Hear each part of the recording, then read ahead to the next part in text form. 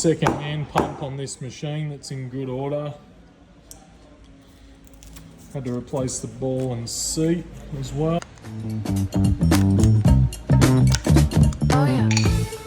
Alright, we're just putting the ball and seat back in to the bottom of the pump.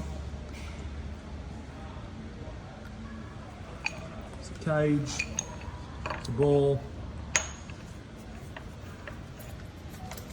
intake back on.